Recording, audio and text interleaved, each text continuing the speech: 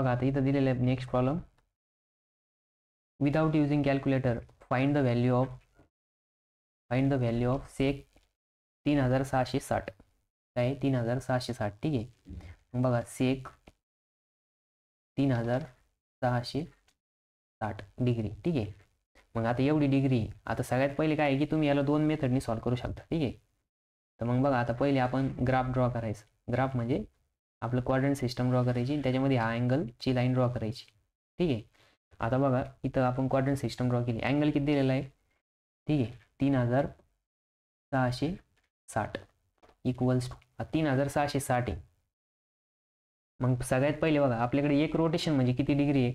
एक रोटेशन म्हणजे आपल्याकडं इथून इथपर्यंत जर आलं 360 डिग्री होतं. किती होतं? 360. तुम्हाला माहिती सर्कलचं सर्कल जे पूर्ण आहे ते 360 डिग्री राहतं. ठीक आहे. मग याच्यामध्ये किती आहे? 3660 आहे. मग बघा आता सगळ्यात पहिले काय आहे की आपण बघा याला काय करू शकतो, 3660ला 3600 प्लस 60 डिग्री करू शकतो. बरोबर. मग आता बघा इथं 3600 प्लस 60 म्हणजेच किती आलं? 3660. मग 3600ला कसं लिहू शकतो आपण? 360 इंटू 10 प्लस 60. मग बघा 360ची किती रोटेशन होणार आहे? 10 रोटेशन होणार आहे. किती रोटेशन होणार आहे? 10 रोटेशन. मग बघा इथं जर आपण असं ड्रॉ जर करायला गेलं तर ठीक आहे. म्हणजे बघा आता इथून इथपर्यंत पहिलं रोटेशन झालं, हे दुसरं रोटेशन. ठीक आहे. नंतर ना हे तिसरं रोटेशन, नंतर हे किती? चौथं रोटेशन, नंतर इथं 5वं रोटेशन, नंतर न 6वं रोटेशन, नंतर 7वं रोटेशन, नंतर 8वं रोटेशन. ठीक आहे. आता मी तुमच्यासाठी दाखवतोय ड्रॉ करून, तुम्ही पेपरमध्ये असं नाही करायचं. नंतर हे 9वं रोटेशन. ठीक आहे. नंतर हे लास्टवालं 10वं रोटेशन. ठीक आहे.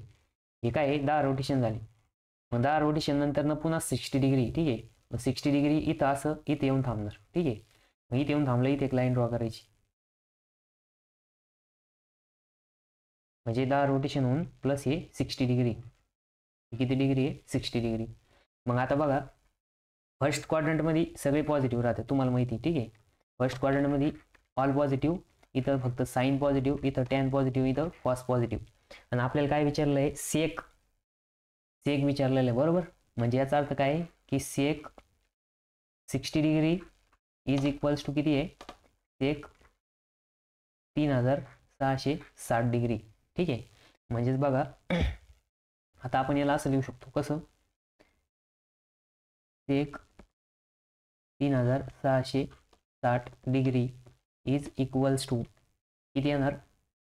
सेक 60 degree. Sec 60 degree equals to, मग बघा आता सेक 60 डिग्रीची व्हॅल्यू तुम्हाला माहित असेल. ठीक आहे. सेक 60 डिग्री किती आहे? तर सेकमध्ये 60 डिग्री येतं बघा सेक 60 डिग्री येतं 2 येतं. किती येतं? 2. म्हणजे याचा अर्थ काय झाला? Sec 3660 degree is equals to 2 equals to sec 60 degree. ठीक आहे. म्हणजे काय करायचं? अँगल ड्रॉ करून बघायचं. ठीक आहे.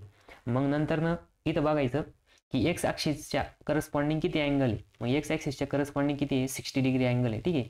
मग तुम्ही ज्यावेळेस पण इन्क्लिनेशन एक्स ॲक्सिसच्या अबाउट घेणार आहे त्यावेळेस जो फंक्शन विचारलेलं आहे त्याला ॲज इट इज ठेवायचं आणि एक्स ॲक्सिसपासूनचा अँगल घ्यायचा. म्हणजे कशाच्या इक्वलमध्ये आलं? आपलं सेक 60 डिग्रीच्या इक्वलमध्ये आलं. कशाच्या इक्वलमध्ये आलं? सेक 60 डिग्रीच्या इक्वलमध्ये आलं. ठीक आहे. असं प्रत्येक वेळेस करायचं. फक्त एक्स ॲक्सिसच्या अबाउट अँगल घ्यायचं आणि तिथं जे फंक्शन दिलेलं आहे त्या फंक्शनचं साईन बघायचं या रूलनुसार. सपोज आता जर हे जर सेक इकडच्या क्वाड्रंटमध्ये असतात तर इथं हा निगेटिव्ह आला असता. ठीक आहे. जर याच्यामध्ये असता तर इथं पण निगेटिव्ह आला असता.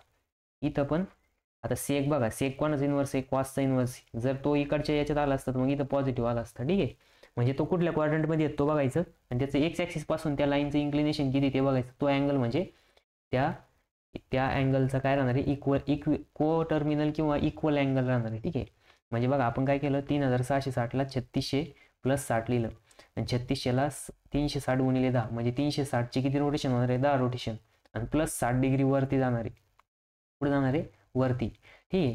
मग इथं आपण 60 डिग्री ड्रॉ केलं. मग आता इथं काय की आपण सेक 60 डिग्री फाइंड आउट केलं. सेक 60 डिग्री राहतं 2 आणि सेक 60 डिग्रीची लाईन आणि बघा सेक 60 डिग्री जर तुम्हाला ड्रॉ करायला लावलं तर बघा मी इथं गुलाब पिन सेक 60 डिग्री पण काय होणार आहे ह्याच लाईनला मॅच होणार आहे, बरोबर आहे की नाही.